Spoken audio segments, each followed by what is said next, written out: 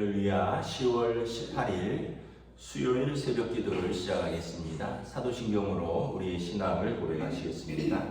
나는 전능하신 아버지 하나님 천지의 창조주를 믿습니다. 나는 그의 유일하신 아들 우리 주 예수 그리스도를 믿습니다. 그는 성령으로 잉태되어 동정녀 마리아에게서 나시고 본디오 빌라도에게 고난을 받아 십자가에 못 박혀 죽으시고 장사된 지 사흘 만에 죽은 자 가운데서 다시 살아나셨으며 하늘에 오르시어 전능하신 아버지 하나님 우편에 앉아 계시다가 거기로부터 살아있는 자와 죽은 자를 심판하러 오십니다.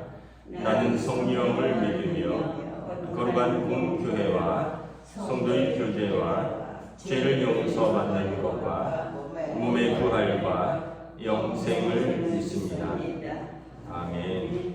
찬송가 293장 찬양하시겠습니다. 찬송가 293장입니다. 주의 사랑 비칠 때의 기쁨 오네 근심 걱정 물러가고 기쁨 오네 기도하게 하시며 희미한 것 물리쳐 주의 사랑 비칠 때 기쁨 오네 그 큰 사랑 내 마음속에 충만하게 비칠 때에 찬송하네 그 큰 사랑 내 마음속에 화평함과 기쁨 주네 그 큰 사랑 주의 사랑 비칠 때에 이 세상은 아름답고 활기차게 가변하네 화평 중에 내 영혼 영광스런 새 생명 다시 찾게 되었네 그 큰 사랑 그 큰 사랑 내 마음속에 충만하게 비칠 때에 찬송하네 그 큰 사랑 내 마음속에 화평함과 기쁨 주네 그 큰 사랑 주의 사랑 비칠 때에 이 세상은 어느 슬픔 한심이 다 사라져 우리들의 가는 길 밝히 비춰주시며 복을 받게 하시네 그 큰 사랑 그 큰 사랑 내 마음속에 충만하게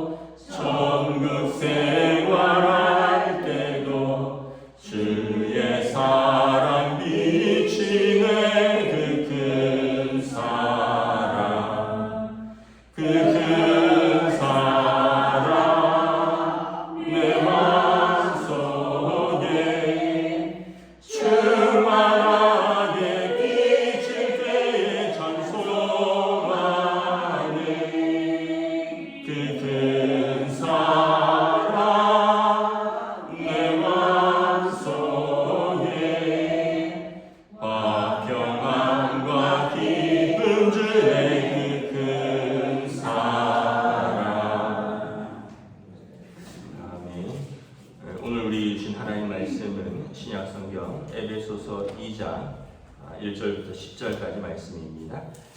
신약성경 에베소서 2장 1절부터 10절까지 말씀 보도록 하겠습니다. 다 찾으신 줄 알고 저와 여러분들이 한 절씩 교도하도록 하겠습니다.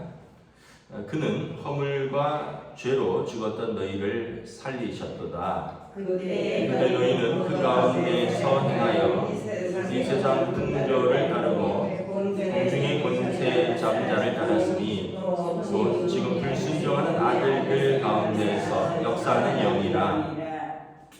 전에는 우리도 다 그 가운데서 우리의 육체의 욕심을 따라 지내며 육체와 마음에 원하는 것을 하여 다른 이들과 같이 본질상 진노의 자녀이었더니 긍휼이 풍성하신 하나님이 우리를 사랑하신 그 큰 사랑을 인하여 허물로 죽은 우리를 그리스도와 함께 살리셨고 너희는 은혜로 구원을 받은 것이라. 또 함께 이르시사 그리스도 예수 안에서 함께 하늘에 앉히시니 이는 그리스도 예수 안에서 우리에게 자비하심으로써 그 은혜의 지극히 풍성함을 오는 여러 세대에 나타내려 하심이라. 너희는 그 은혜에 의하여 믿음으로 말미암아 구원을 받았으니 이것은 너희에게서 난 것이요 아니요 하나님의 선물이라. 행위에서 난 것이 아니니 이는 누구든지 자랑하지 못하게 함이라. 우리는 그가 만드신 바라 그리스도 예수 안에서 선한 일을 위하여 지으심을 받은 자니 이 일은 하나님이 전에 예비하사 우리로 그 가운데서 행하게 하려 하심이니라. 아멘. 할렐루야. 오늘도 새날을 주셨습니다. 하나님께서 은혜와 평강 주시기를 축복합니다. 에베소서는 이제 1장부터 3장에 보면 교회론, 구원론에 대해서 이야기를 합니다. 오늘은 특별히 이제 구원론에 대한 거죠. 예수께서 허물과 죄로 죽었던 너희를 살리셨도다. 우리의 상태는 허물과 죄로 가득 찬 상태였다는 거죠. 그리고 허물과 죄의 결과는 죽음이다라는 거죠. 죄의 삭은 사망이라. 여러분 죄와 허물이 가득한데 그냥 용납받을 수 있는 세상은 어디에도 없습니다. 그것은 은혜밖에 없는 거죠. 여러분 아무도 죄와 허물이 가득한 우리를 받아주는 것은 두 분밖에 안 계셔요. 하나님 아버지와 부모님밖에 없습니다. 다른 사람들은 용납을 하지 않습니다. 허물과 죄로 죽었던 우리의 상태는 사망이 우리를 기다리고 있었고 2절에 보면 그때는 이제 예수 믿기 전에 우리입니다. 너희는 그 가운데 행하여 세상 풍조를 따르고 공중 권세 잡은 자를 따랐으니 지금 곧 불순종하는 아들들 가운데 역사하는 영이라. 예수 믿기 전에 우리의 상태는 허물과 죄인데 그 가운데서 행하면서 이 세상 풍조를 따른 겁니다. 여러분 이 세상 풍조는 하나님을 알지 못하는 세상 풍조를 말하는 거죠. 그래서 로마서 12장 2절에 보면 너희는 이 세상의 풍조를 따르지 말고 그 하나님의 기뻐하시고 거룩하신 뜻이 무엇인지 분별하도록 하라. 그래서 하나님 나라와 대비되는 이 세상은 공중 권세 잡은 자가 영향력을 미치고 그 공중 권세 잡은 자는 불순종하는 아들들 가운데 역사하는 영이라는 거죠. 그러니까 사단 마귀의 악한 마귀의 권세 가운데 이 공중 권세 잡은 자들이 이 세상의 풍조를 움직이고 거기에 따르다가는 우리는 허물과 죄로 죽을 수밖에 없는 운명이었다는 거죠. 3절에 보면 전에는 우리도 예수 믿기 전입니다. 그 가운데서 행하여 그 불순종의 영들 가운데서 이 세상 풍조를 따르며 어떤 삶이냐? 육체의 욕심을 따라 지내는 삶입니다. 그리고 마음이 원하는 것은 다 하는 거예요. 그러면 어떻게 됩니까? 진노의 자녀가 되는 것입니다. 여러분 우리 본능은 육신의 정욕 또 안목의 정욕, 이생의 자랑입니다. 정욕대로 행하고 보이는 것 다 취하고 이생의 자랑, 그 교만과 하여 명예를 취하는, 그래서 마음이 원하는 것 다 하면 하나님의 말씀대로 사는 삶이 아니죠. 그의 삶은 진노의 자녀라는 것입니다.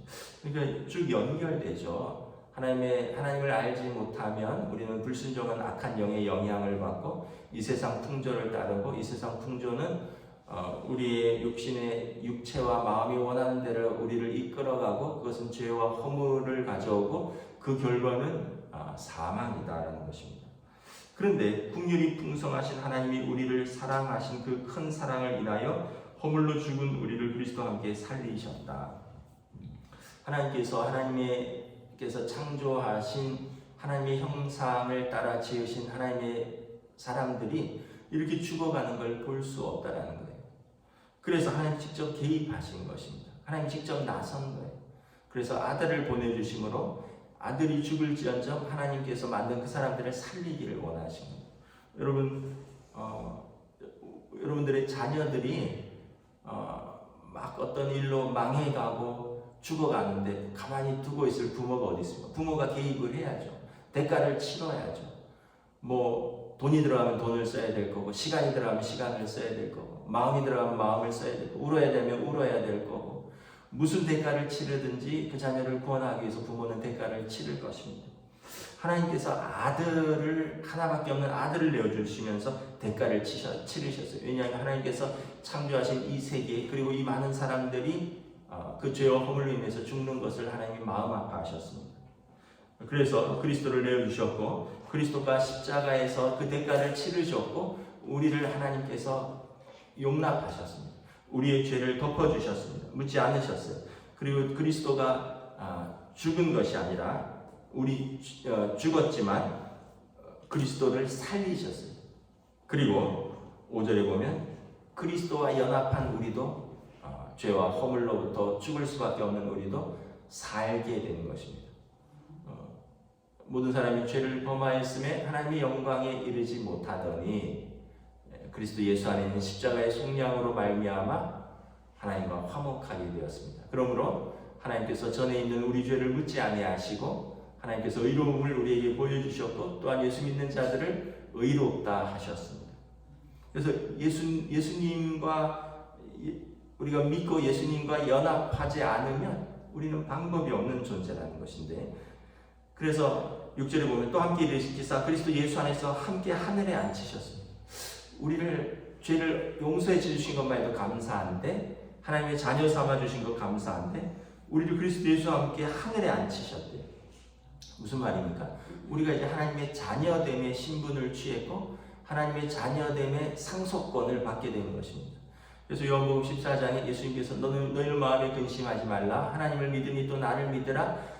내가 너희를 위하여 먼저 가서 처소를 예비하겠다. 그래서 나 있는 곳에 너희도 오게 내가 너희를 영접하겠다.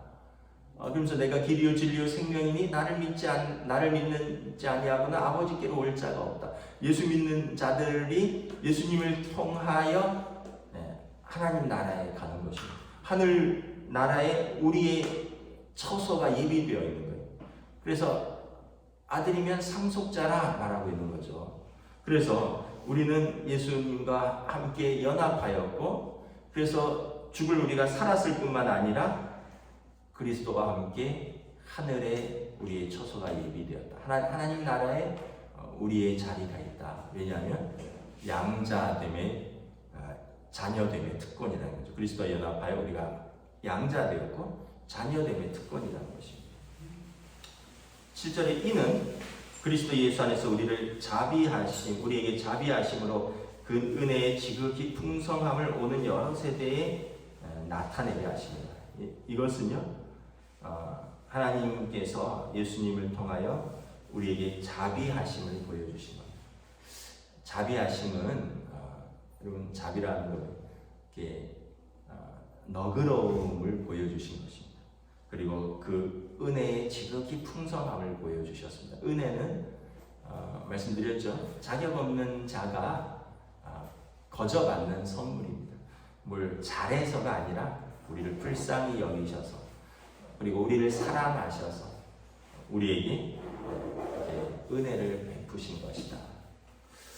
그래서 여러분, 하나님께서 왜 우리 아버지 되시냐, 부모의 마음인 거예요.